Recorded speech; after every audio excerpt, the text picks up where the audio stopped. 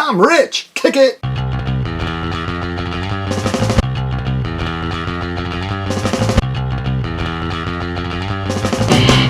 Hey, thanks so much for clicking on this video. Be sure to subscribe, like, and all that stuff. Got some new subscribers. Update from the last video with the Rush unboxing. I did mail it back. Their customer service there isn't so great. I keep getting new people with new emails, but hopefully they'll get the package eventually and then send me another good edition, good version of the box set, not so junked up. Although I do probably think it's more USPS than on their end, but we'll see how that goes. I thought it'd be cool really quickly to do a video of the top 10 records valuable wise in my collection.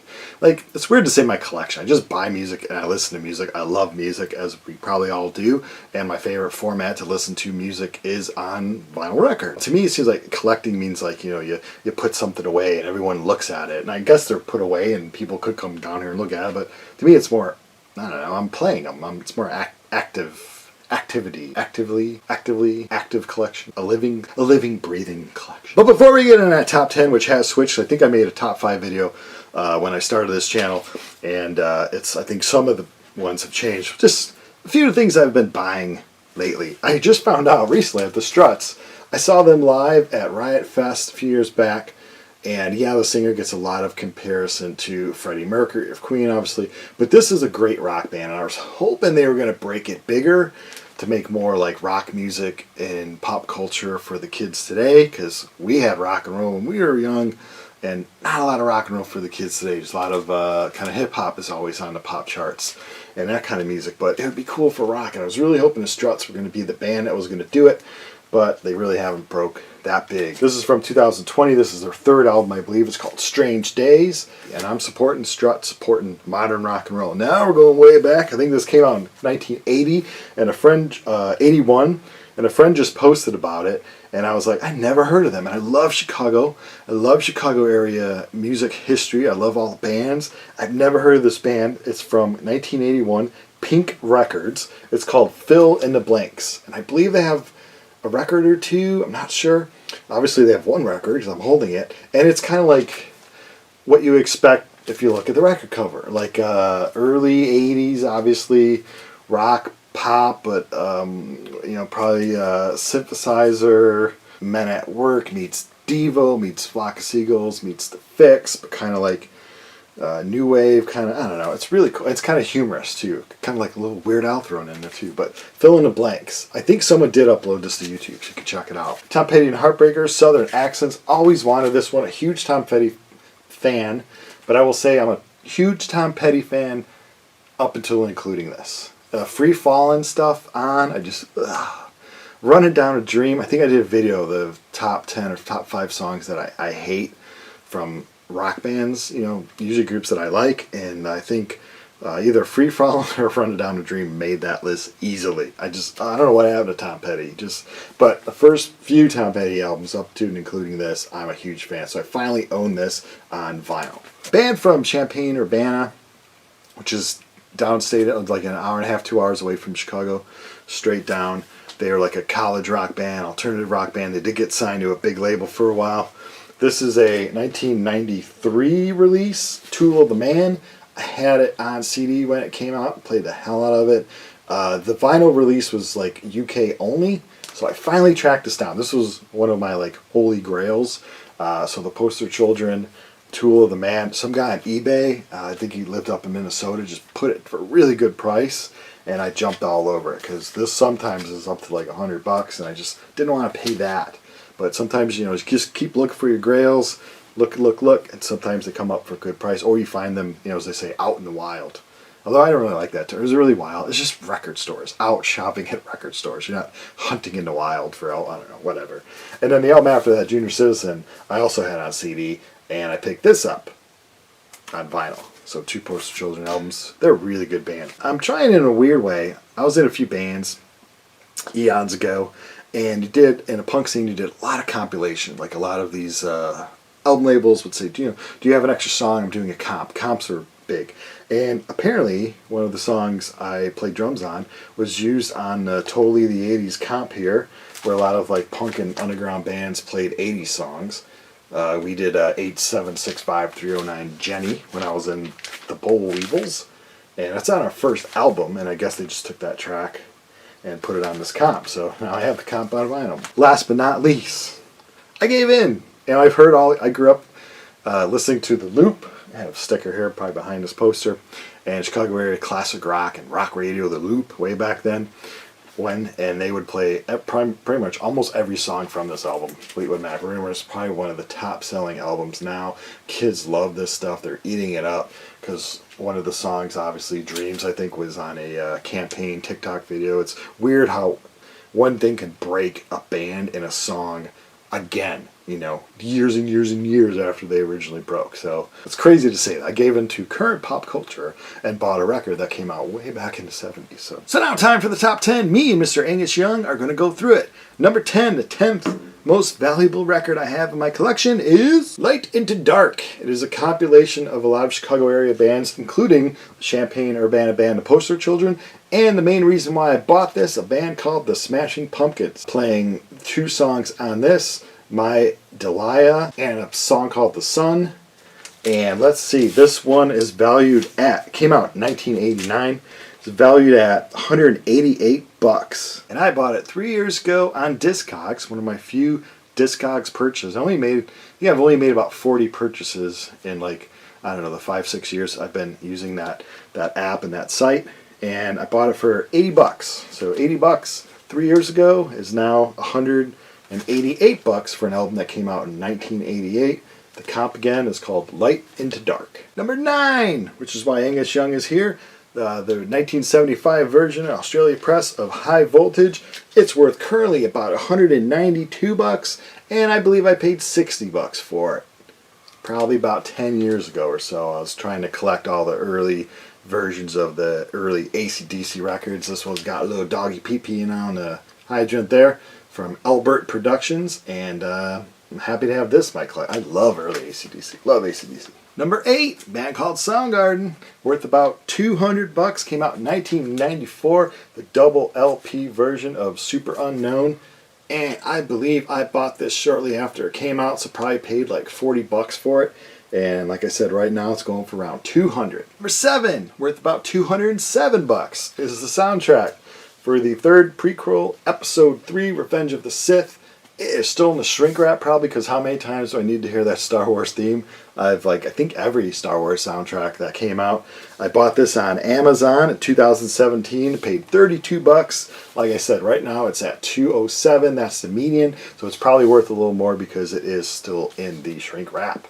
Angus is still with us because number 6 is Dirty Deeds Done Dirt Cheap, 1976. It's worth about $215. Bought it again probably about 10 years ago, I believe, on eBay for $50. So worth $215 right now. Again, Albert Productions from Australia. Their covers were a lot cooler than our cover. Although our American cover of the Dirty Deeds is pretty unique and interesting, but I kind of like this one better. Number 5, worth about $217, came out in 2015. That's the Rush repressing of Counterparts.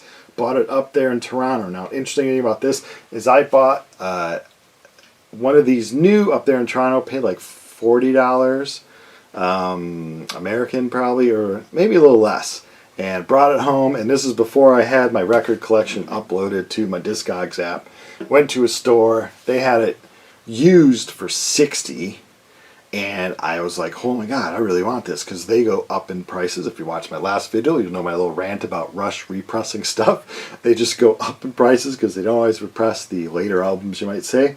And so I bought it, and then I brought it home and put it in my collection, and was like, oh, it's sitting next to Rush Counterparts, brand new. So then I flipped the brand new one, and I kept the bad version for myself. It's got a little wear hair. Man, speaking is not my strong suit. So with the wear and all that, and I put the good copy up that I bought in Toronto, and that sold, I believe, for $100, $120. So that more than paid for my used copy that I got. And paid myself back for the original one. So kind of like I got this for free. Number 4, worth about $235 currently. Another thing that includes the Smashing Pumpkins. Pisces Iscariot, I believe it's officially called. It came out in 1994. However, I thought it came out earlier. And I bought this at the record store. Chicago people helped me out. It was the one next to the music box. So was it Blackout? Permanent Blackout, maybe? I think it was Blackout.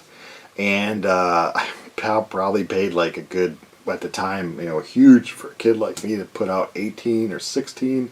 Could have been $14.99. I don't know. But it's the record here. And I, of course, saved a hype sticker. It came with a 7-inch of more new, unreleased, Smashing Pumpkins song on yellow vinyl. And the album itself is on yellow vinyl. It's crazy see-through yellow vinyl. 94, everyone was buying CDs, so I was more than happy to pick this up on vinyl. Like I said, it is worth about $235, and I doubt I paid more than 20 bucks for it way back in 1994. I believe Frail and Bedazzled. I think that's the song. It's a kick-ass song. That's one of my favorite Smashing Pumpkins songs. If you've not heard that song, it's not on one of their big releases. Frail and Bedazzled. And I just realized, look at this. I got number 403 out of 2,000. I don't know if they ever repressed that or not, but apparently I'm 403 2000. That means there's only 402 people in the world that are better than me. Not too bad. The world's got like billions and billions of people in it. Number 3, worth about $250 from a band that a lot of people who like the indie pop rock, even though they were on a major label, kind of the underground thing, love Jellyfish. Oh man, I'll tell you, it's pop perfection. It's so sweet. You'll get 10 cavities listening to this record. It is so great. It's power pop to the finest. This is their second record. They only made 2 records. And Spilt Milk, it says cut from the original Analog Masters, first time on 180 gram. It was Omnivore Records must have purchased the rights to put these out. This came out originally in the early 90s, and the repress here came out in 2012. I want to say I paid like $32 to $35 on the website when they were repressing them. When I found out about them, they repressed the first one, and they repressed the second one, Spilt Milk, and then they repressed the live album that they did. And Jellyfish, if I ever do a video about bands I still kick myself for not seeing live, Jellyfish is one of them. They were opening up for some band at the Vic Theater here in Chicago, and I passed because I thought maybe I'll go and see them next time when they're headlining and they'll play longer. Well, they imploded and never came back, but their first 2 albums are just perfection. Power pop perfection. So originally came out in 93 on Virgin, flopped, unfortunately. It is a perfect record. Spilt Milk worth $250, and I paid easily around $35 for it when it came out. Number 2, another Smashing Pumpkins record here. It is worth about, now it says $260 currently. Just 2 weeks ago it was $301, was the median price on Discogs. That's what I've been using for this whole thing. But it's shot down to $260, so maybe somebody bought a copy for a good price and that kind of shot the average down. But it was up to $301 just a few weeks ago. Melancholy and the Infinite Sadness. This is the 4 LP version with the big booklet. It was repressed and came out in 2012. I bought it at, I believe, Reckless Records here in Chicago, and they had it on cheaper than I think the original price because it was just sitting and it was heavy and it was sitting up on a thing. I think they were just trying to unload it at that point, so maybe paid like $40 maybe. And like I said, anywhere from $260 to $300. It is heavy. It is Smashing Pumpkins at what many people would say their finest and their glory here in Melancholy and Infinite Sadness. Of course, Tonight. So many great songs on this record. And 1979 is on this one, and it's just great. I personally like their first record first, and then their second record second, and then this would be my third favorite from them, but it's great. It's great stuff. And drum roll, please. Number 1, worth around $300, and it has been worth around $300 for years and years now. It came out in 2007. Unfortunately, I was not in the know in 2007. A lot of things happening. I was moving, preparing to move back to Chicago area from Florida, and didn't have a lot of spare cash at all, and was not, let's see, well, I bought vinyl as a young little boy, late 70s, early 80s, started to buy vinyl all through probably like 90, then I switched to cassettes for a long time, and then CDs, so then I got back to vinyl, and I had to store my vinyl, because I didn't have a working turntable in the early 00s. And then I would purchase some at flea market. I mean, this is when you could purchase a record for like quarter at a flea market. People were just trying to unload any classic rock, even sometimes hair bands. It was just a good time.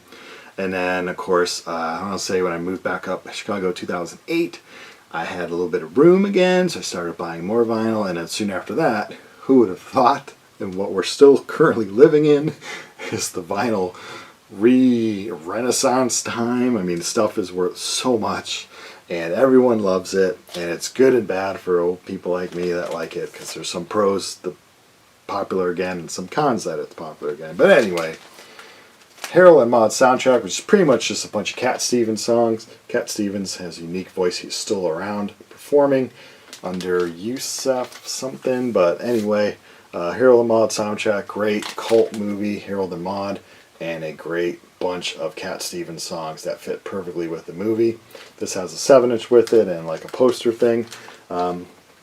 Worth about $300. I want to say I paid about $125 on eBay, and look at me, I found a receipt. Let's see how I invest. Of course, like rich people, they invest in stocks and make millions and trillions, and I like vinyl, and I made some money here. Oh, I actually paid $150 for it. So $150, now it's worth $300. I doubled my money since 2007 here. So I bought it on eBay, and it's a good purchase. I don't take it out very much. I'll take it out every once in a while. I have all these songs on CD that I play, but it's just, it's one of, if I ever sell all my collection, this will be one of the last ones I sell, just because I love the movie, love the songs by Cat Stevens, and so this is it. Like I said, worth about $300, paid $150 for it. So, totaling up the top 10 records of mine in value, you get about $2,275 worth of vinyl. And how much did I pay for that? $2,275 worth of vinyl? Well, I paid roughly about $525 for it. I hope it's interesting. Let me know in the comments below what some of your valuable vinyl is. And as always, thanks for watching.